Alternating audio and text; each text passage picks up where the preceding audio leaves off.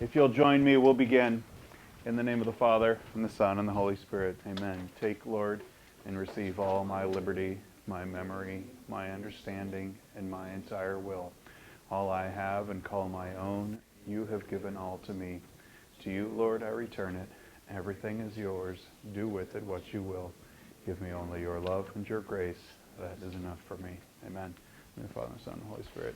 Amen. Okay, we have two objectives today.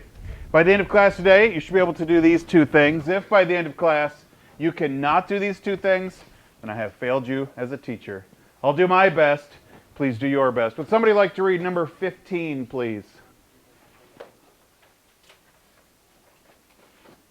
Thank you, Jason. Yes, today we're going to talk about the Treaty of Versailles. It was the last piece of World War I. In our last class, we had signed an armistice. An armistice isn't a treaty, though. An armistice is just an agreement to stop fighting. The armistice was signed on November 11th of 1918, which means that today is the 101st anniversary of the end of World War I. The armistice, what? When I woke up this morning, it's almost the 11th, I was thinking about, That's right. So when the armistice was signed, it laid the groundwork of the treaty negotiations, and that's what we'll talk about today. Would somebody like to read number 16, our final objective of the unit, please?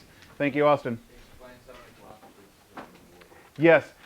World War I is kind of a tricky storyline. Well, I'm going to say it's a tricky storyline. It's a war that didn't have to happen, seemed like a total fluke, and yet also seemed totally inevitable. Like this was absolutely going to happen, and it was going to happen exactly how it played out. It was both entirely an accident and entirely seen it coming, inevitable.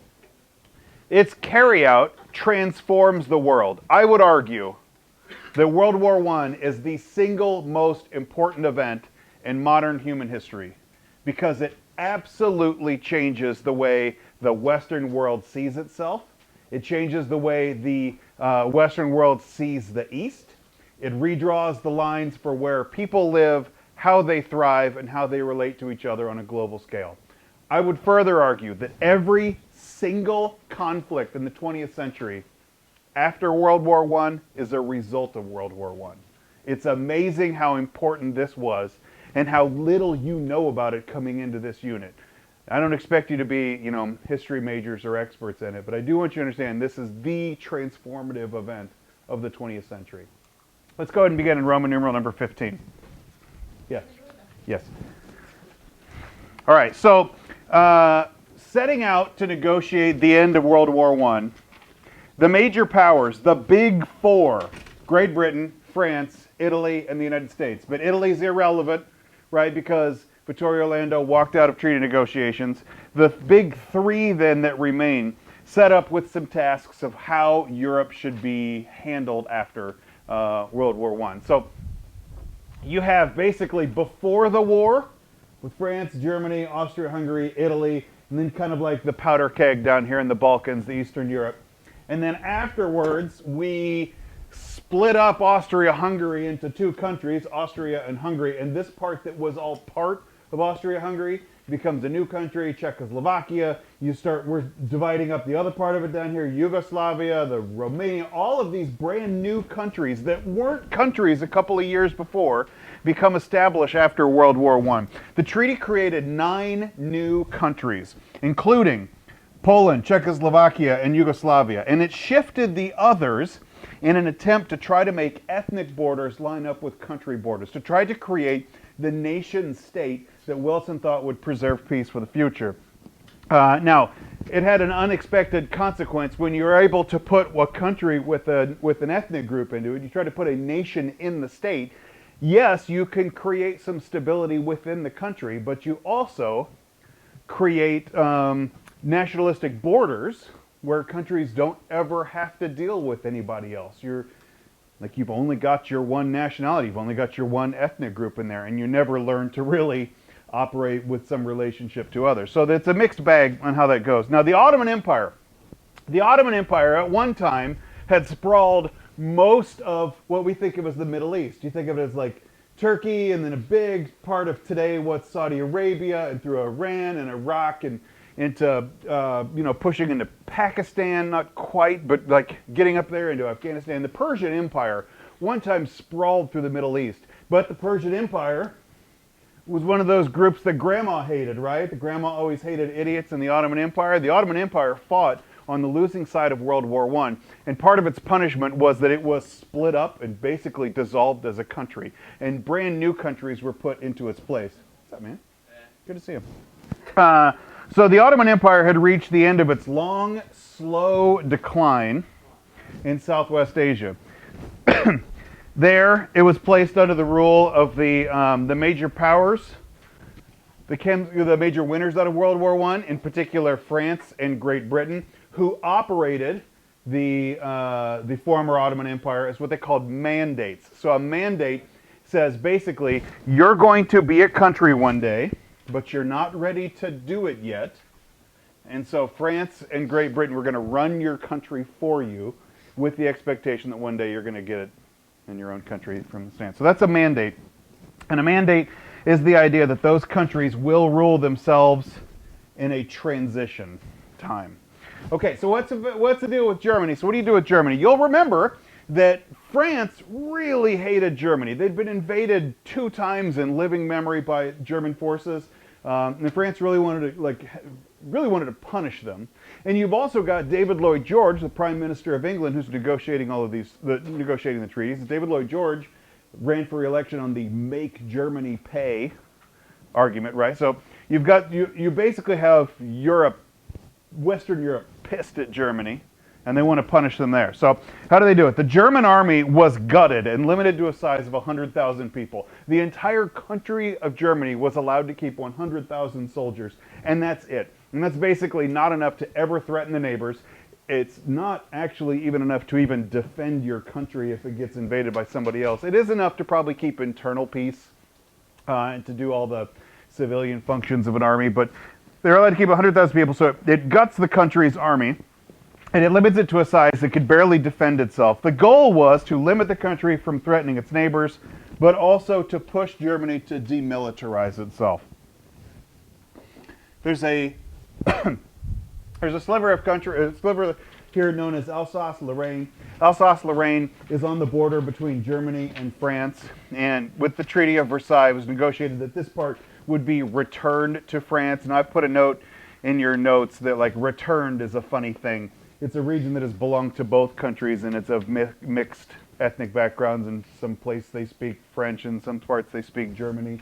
And we can say that this part was returned to France, but it's always going to be returned with an asterisk because both countries had valid claims on it from time to time. But Alsace-Lorraine was returned to France, and Germany was then forced to pay reparations to repair the damage. That term, reparation, I want you to hear the root in it, repair, to make repairs as a result of World War I, amounting to $33 billion, and that's $33 billion in 1918 dollars.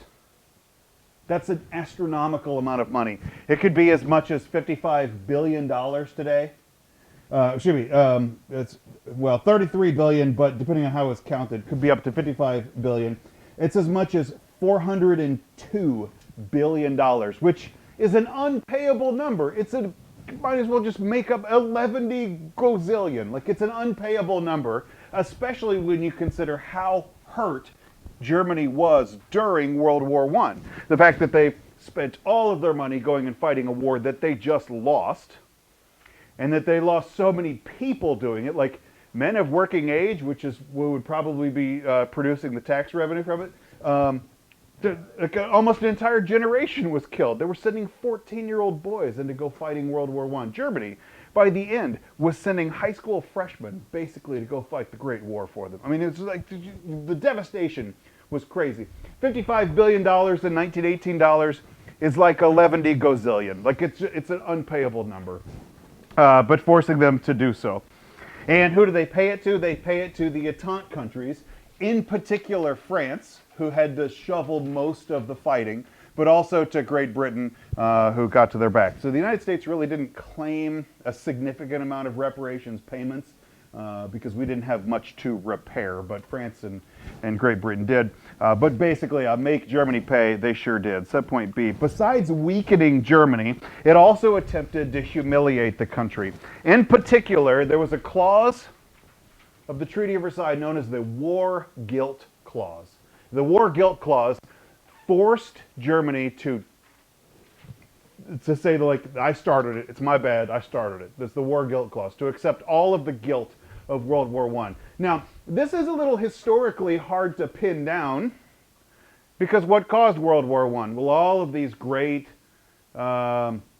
movements of history, right? The militarism, the alliance system, the industrialist system, the nationalism. But it was actually caused when Austria-Hungary invaded Serbia, but that was started because Serbia financed the terrorist group that killed.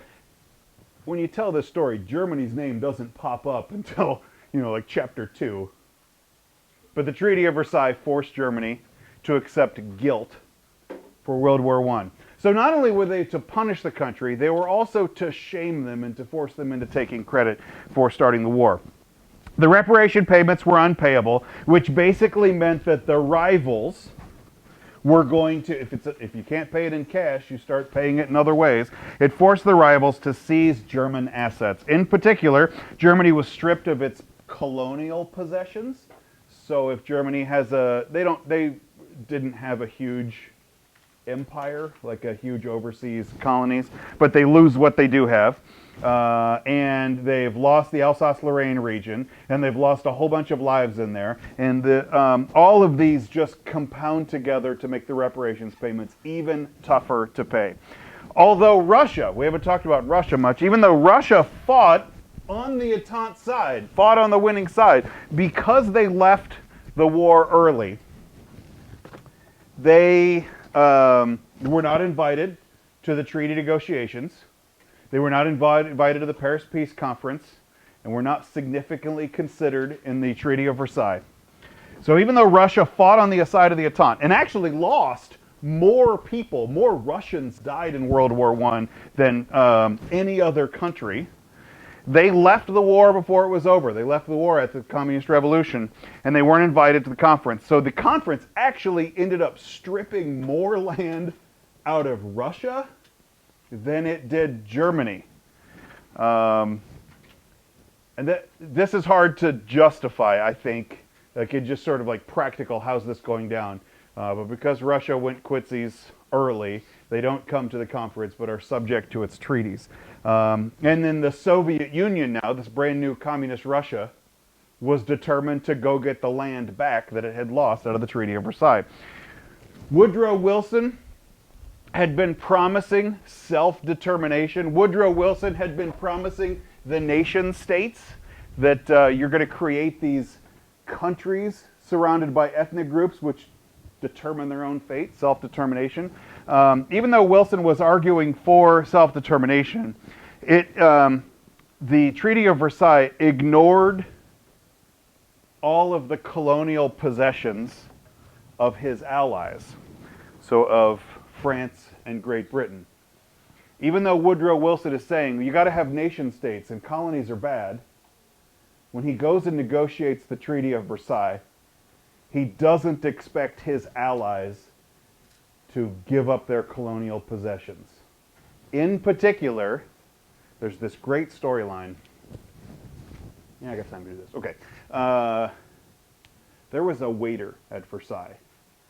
And the waiter was from a part of the world called French Indochina. It's a spot of Southeast Asia where kind of the dangly down part of Southeast Asia over here is French Indochina. And it's a French possession. It's a French colony. And if a person is there, usually within the colony you get a fair amount of travel. You can go anywhere in the empire. And so he's French Indonesian, but he's working in Paris at Versailles, at the Palace of Versailles, and he's a waiter who's like taking care of all these things. And he's listening to Woodrow Wilson with all of this grand rhetoric of self-determination and ethnic minorities having their own country. And he says, yes, this is finally it. My people, the French Indochina, are going to, like, we're not going to be French anymore. We're going to go rule ourselves. We won't be a colony anymore. We'll finally be our own country. And then they find out that Wilson is a straw man, right? And that he backs down on things, and that, I don't know if it kind of fits with our model. If we know that Wilson is a racist, he just doesn't think much of minorities, and he doesn't actually expect France to strip itself of its own colonial powers. And he's like, what, so you're not actually going to get the French out of my country? And so he quits Versailles, he quits his job and moves back home. He changes his name, I don't know what his name was before, but he changes his name to Ho Chi Minh, and he leads the group called the Viet Minh into the Vietnamese Revolution, which would start the Vietnam War. Woodrow Wilson, like, started the Vietnam War. Like, it's hard to, not directly there, but like, he's the guy that creates, World War I starts every major conflict of the 20th century. Okay, so subpoint C. A lot of Americans look at the product of the Treaty of Versailles and they say, in general, Americans like the idea of peace. And in general, we like the idea that Germany isn't going to threaten its neighbors anymore. And the Treaty of Versailles also sets up a League of Nations, and this was Woodrow Wilson's pet project. But Americans, when they look at the Treaty of Versailles, they have mixed opinions, or they're opposed to it. Some Americans, notably Herbert Hoover, who will later be one of the, like, great fall guys of American history that everybody kind of likes to hate on and blame him for stuff. But at the time, Herbert Hoover was kind of a hero. Herbert Hoover was a self-made millionaire who was a great philanthropist. And actually, we'll talk about this more next class, but he, like, kept Europe from starving to death after World War I by setting up just a volunteer charity, and on a huge scale kept Europe from falling into absolute famine. And Herbert Hoover kind of sort of did it himself. But he looked at the Treaty of Versailles and he's like, I don't know about this. We want to punish Germany, but that's pretty harsh. And he feared that there would be economic fallout from Europe, that what you're really doing is destabilizing Central Europe. And when you have economic fallout in Europe, we're going to carry that over and have economic fallout in the United States. Other people thought that the treaty itself failed at decolonization. It just exchanged one colonial rulers for another. And they look at things like those mandates that used to be part of the Ottoman Empire, but now they're their own country. But they're not actually their own country yet. France and Great Britain are going to rule over them for a while, and it's not a colony, but it kind of smells like a colony. And then other people thought the League of Nations. The League of Nations, Woodrow Wilson's pet project. Maybe the League of Nations actually will cause some long-term problems for the United States. Because when we looked at World War I, one of the reasons that we didn't get involved with it is because we looked at it and said, oh, that's Europe's problem. It's not our problem. I'm sorry, the Great War is happening, but it's not America's war. And we had to sort of be forced into it before we got into World War I. And we looked at the League of Nations, said all this cooperative effort, and we're going to talk it out before we get in there. But the League of Nations also had clauses that everybody would hang together if they needed to. And the United States look at this as like, this sounds like we're giving up our sovereignty to decide when we get into wars and when we don't get into wars. And we'll negotiate treaties on our own. We don't need the League of Nations to do it on our behalf. And this just sounded like Americans getting dragged into other people's conflicts in a way that we didn't want to. Senator Henry Cabot Lodge, United States Senator Henry Cabot Lodge, mistrusted the provision in particular of joint action. Even though it was voluntary, the League of Nations could not have dragged us into a war that we didn't want to be in. Henry Cabot Lodge thought that we would be pressured into wars. Even if, like, strictly speaking, we have an out, in the real world we won't have outs. And said it's Congress's job to declare war, not some international body that isn't even American. Woodrow Wilson, this is his baby, though. This is the thing. And he refused to compromise and insisted that the United States Senate, and it's the Senate that ratifies treaties, Wilson can negotiate it, but he doesn't get to sign it. The Senate is the one who ratifies treaties. So Henry Cabot Lodge, U.S. Senator, his vote matters. Like, it's a big deal. He gets a major vote in it. So Woodrow Wilson, they refused to compromise. Woodrow Wilson ignored the Republican majority in the Senate. What political party is Wilson? He's a Democrat, right. And so he's actually a minority party in the United States Senate, but he doesn't trust Republicans, essentially. The Republican Party was kind of a mess. But he doesn't trust Republicans to be able to do this, so he only puts Democrats in the delegation at negotiations. And Republicans feel like, hey, we weren't even invited to this thing. I don't really like this treaty, and we didn't get any say in it. I don't know how much of this is just political squabbling. I don't know how much of it is like legit, hey, you didn't want my help, and you produced something I didn't like. I don't know if I'm going to vote for it. Like, we could have fixed this in the beginning. Like, I don't know how much of this is like legit and how much of it's partisan squabbling. So in September of 1919, Woodrow Wilson said, okay, I got this treaty. I negotiated it, but my own country doesn't want to ratify it. So Woodrow Wilson decided he's going to go promote it. He's going to go be the voice of the League of Nations. And he goes on an 8,000-mile speaking tour around the country to go to cities and give speeches on this. He knows that the president has the power of the bully pulpit. The president can get in the newspaper or on the radio kind of whenever he wants. He can make news. So he says, I'm going to go make news. I'm going to go support this. I'm going to get the press attention for it, and I'm going to change public opinion in favor of the Treaty of Versailles. And this was a grueling move. He gave, so in 8,000 miles, he gave 34 speeches in 3 weeks. So he's doing like multiple ones a day in cities all over the country. And he pushed himself. And he wasn't a young man anymore. And in the stress of negotiating a treaty that his country didn't support, and on a grueling PR campaign to go make it happen, dude had a stroke. He pushed himself into a brain injury, he'd suffered a stroke, and was partially paralyzed for a little over 2 months of time. Okay, so today, now, there is a mechanism for what happens if the president is alive but is incapable of doing his job. It's an amendment to the Constitution, the 25th Amendment. It's a way of like suspending the job of the president, let the vice president do things, and when the president recovers, he can go retake power. But that didn't exist in 1919. The 25th Amendment hadn't been ratified, hadn't even been discussed yet. So when Woodrow Wilson is incapacitated but alive and expected to recover, there's no mechanism for like how the country can operate. Basically, Edith Wilson, his wife, ends up stepping into the president's job, and she becomes kind of like our secret de facto first woman president, Edith Wilson, who's running the country while Woodrow is incapacitated. The treaty came up for vote in the United States Senate in November of 1919. Henry Cabot Lodge introduced a number of amendments. He says, okay, we got this Treaty of Versailles. I don't really like some parts to it. Let me make some amendments to it, and we think we can vote on this. Woodrow Wilson, who has now like given himself a stroke in advocating for how important this is, refuses to budge an inch on it. The United States, so the Senate rejected the amendments and rejected the Treaty of Versailles. And as Wilson recovered, he looks at what's going on here and he's like, well, I didn't give a chance to finish making my case. I got hurt. And he says, as I get stronger, I'm going to keep making this case again. But he refused to compromise with Henry Cabot Lodge. He refused to compromise and make certain amendments to it.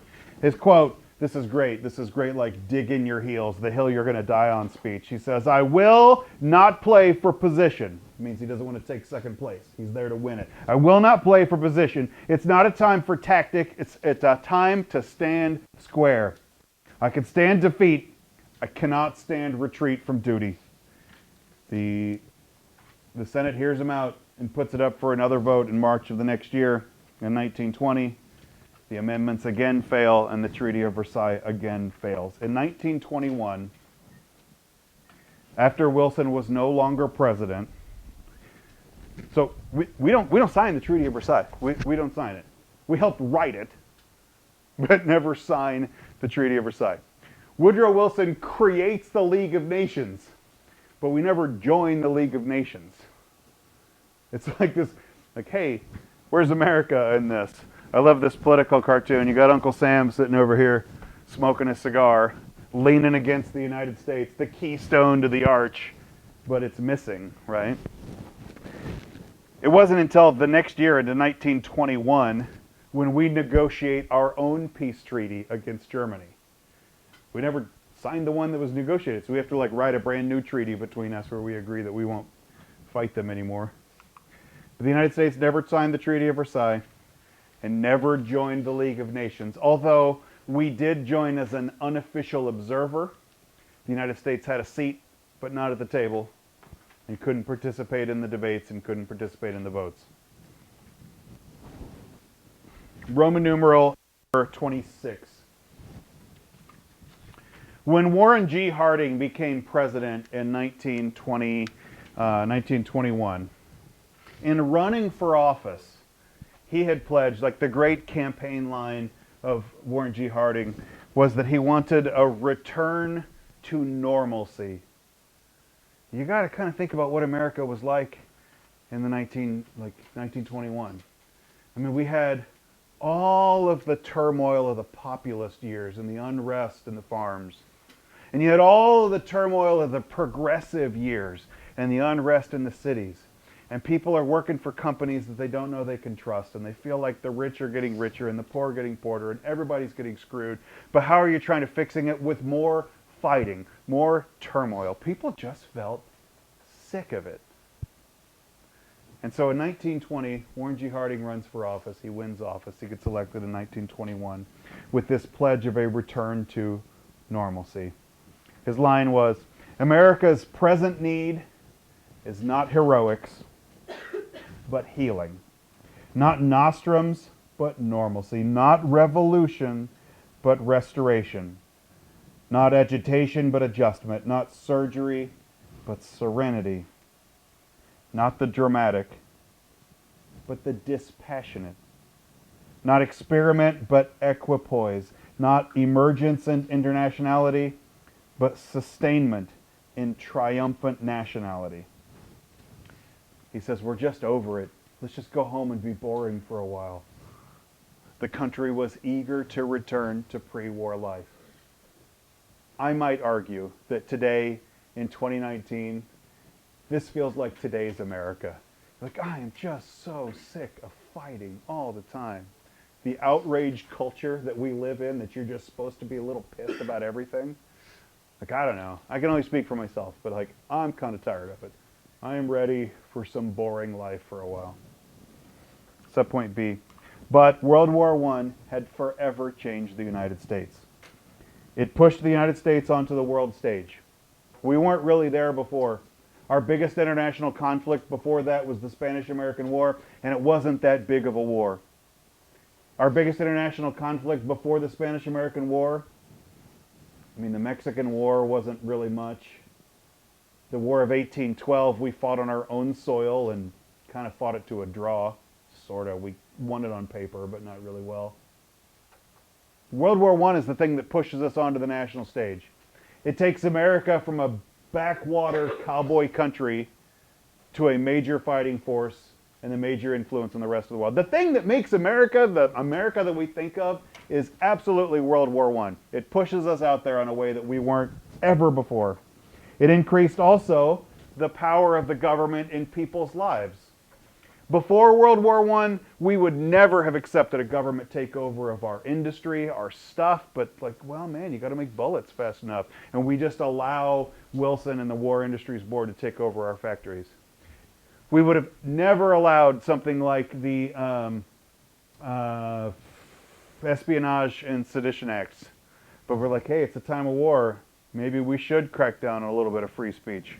World War I is a thing that increases in a significant way the power of the government over people's lives.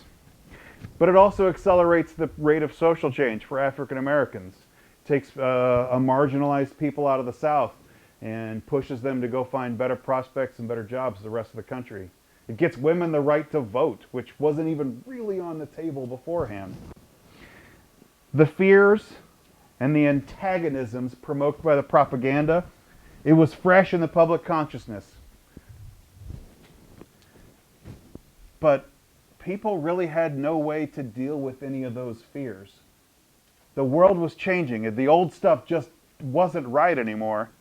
But America didn't really have a way to deal with any of this new world. What about the rest of the world? Well, in Europe, the destruction of the war and the losses of lives damaged the political and social systems, leaving wreckage that would take decades to settle. Countries redrawn in boundaries.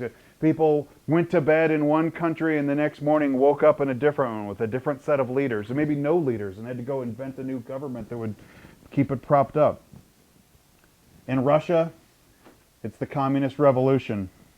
And then fascism broke out in Italy and Spain and Germany, mostly in response to the political mess left over after World War I. World War I, this thing that you've never really considered before, is the transformative event in modern world history. It changes everything.